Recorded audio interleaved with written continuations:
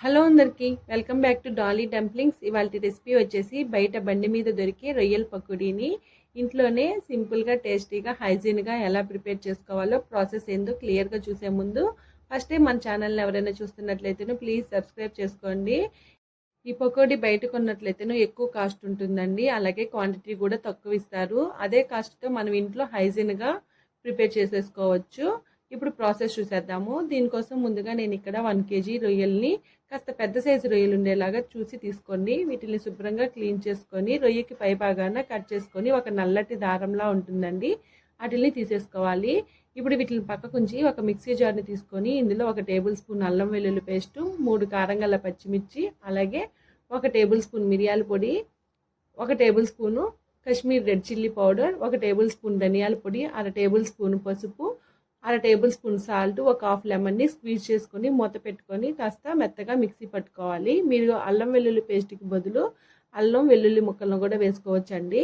ఇలా పేస్ట్ పట్టుకున్న ఈ మసాలాని రొయ్యల్లో వేసుకొని ఈ మసాలా మొత్తం ఈ రొయ్యలకి బాగా పట్టేలాగా కాస్త మ్యాష్ చేసుకుంటూ కలుపుకోవాలి. ఇంకా ఇందులో మీరు మంచి ఫ్లేవర్ కోసం 2 యాలకులు అలాగే 2-3 లవంగాలను కూడా యాడ్ చేసి మిక్సీ పట్టుకోవచ్చండి, నేనైతే వేయట్లేదు. ఇప్పుడు ఈ మసాలా అంతా ఈ రొయ్యలకి పట్టేలాగా బాగా కలుపుకున్న తర్వాత కనీసం మీరు 3 to 4 అవర్స్ పాటు మ్యారినేట్ చేసుకోవాలి. మీకు అంత టైం లేనట్లయితేనో కనీసం ఒక అరగంట వరకు మ్యారినేట్ చేసుకోవాలండి. ఇప్పుడు మూత పెట్టి పక్కకు ఉంచుకోవాలి. నేను ఇక్కడ 3 అవర్స్ పాటు మ్యారినేట్ చేసుకున్నాను. 3 అవర్స్ తర్వాత మూత తీసి ఇప్పుడు ఇందులో 1 ఎగ్గుని కొట్టి వేసుకోవాలి. అలాగే 2 టేబుల్ స్పూన్లు మైదా, 2 టేబుల్ స్పూన్లు కార్న్ఫ్లోర్, 2 టేబుల్ స్పూన్లు శనగపిండి వేసుకోవాలి. మైదాకి బదులు మీరు బియ్యం పిండి కూడా వేసుకోవచ్చండి, కానీ బండి మీద వాళ్ళు మైదాతో చేస్తారు, దానికోసమే నేను మైదాని వేశాను. ఈ ఫ్లోర్స్ అన్నీ ఈ రొయ్య ముక్కలు పట్టేలాగా బాగా మిక్స్ చేసుకోవాలి. ఫ్లోర్స్ మరీ ఎక్కువ వేసుకున్నా కానీ రొయ్యల పకోడీ టేస్ట్ అనేది చేంజ్ అయిపోతుందండి. ఇప్పుడు ఈ ఫ్లోర్స్ అన్నీ ఈ రొయ్యల ముక్కలకి పట్టేలాగా బాగా కలుపుకోవాలి. అలాగే ఇందులో వాటర్ ఏమీ యాడ్ చేయాల్సిన అవసరం లేదండి.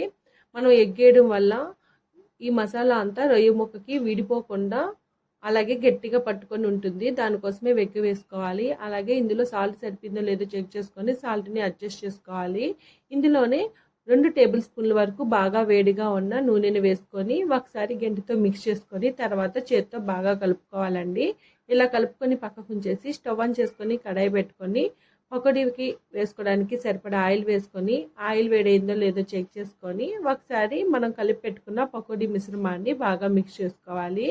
ఆయిల్ వేడైన తర్వాత మనం కలిపి పెట్టుకున్న పకోడీ మిశ్రమాన్ని ఒక్కొక్కటిగా ఆయిల్లో వేసుకొని మంటని హై ఫ్లేమ్లో ఉంచి 1 నిమిషం పాటు కలపకుండా అలాగే వదిలేసి 1 నిమిషం తర్వాత మంటని మీడియం ఫ్లేమ్లో ఉంచి ఈ రొయ్యల్ని రెండో వైపుకి టర్న్ చేసుకుంటూ ఫ్రై చేసుకోవాలండి. మీరు రొయ్యల్ని వేసిన వెంటనే కలిపేశారంటేను ఈ మసాలా అంతా ఊడిపోయే ఛాన్సెస్ ఉంటుంది. చూడండి, మంటని మీడియం ఫ్లేమ్లో పెట్టి గోల్డెన్ బ్రౌన్ కలర్కి చేంజ్ అయ్యే వరకు వేయించుకోవాలి. ఇలా వేగిన ఈ రొయ్యల్ని పక్క తీసుకోవాలి. అదేవిధంగా రిమైనింగ్ రొయ్యలను కూడా కడాయికి ఎన్ని సరిపోతాయో అన్నీ వేసుకొని మంటని మీడియం ఫ్లేమ్లో పెట్టి గోల్డెన్ బ్రౌన్ కలర్కి చేంజ్ అయ్యే వరకు వేయించుకోవాలి. అంతేనండి, వీటిల్ని వేడివేడిగా సర్వ్ చేసుకుంటే చాలా టేస్టీగా ఉంటుంది. ఇందులో లెమన్ని స్క్వీజ్ చేసుకొని ఆనియన్తో పాటు సర్వ్ చేసుకుంటే చాలా టేస్టీగా ఉంటుందండి. దీన్ని సైడ్ డిష్గా తీసుకోవచ్చు లేదా స్నాక్స్గా కూడా తీసుకోవచ్చు. చూసారు కదా రొయ్యల పకోడీని ఈజీగా ఎలా ప్రిపేర్ చేసుకోవాలో ప్రాసెస్ ఏందో. ఈ వీడియో మీకు నచ్చితే లైక్ చేయండి, షేర్ చేయండి. మరిన్ని రెసిపీస్ కోసం నోటిఫికేషన్ సింబల్ని ఆన్ చేయండి. ఈ రెసిపీ మీరు ట్రై చేస్తే మీకు ఎలా కుదిరిందో కామెంట్ చేయండి. Thank you for watching.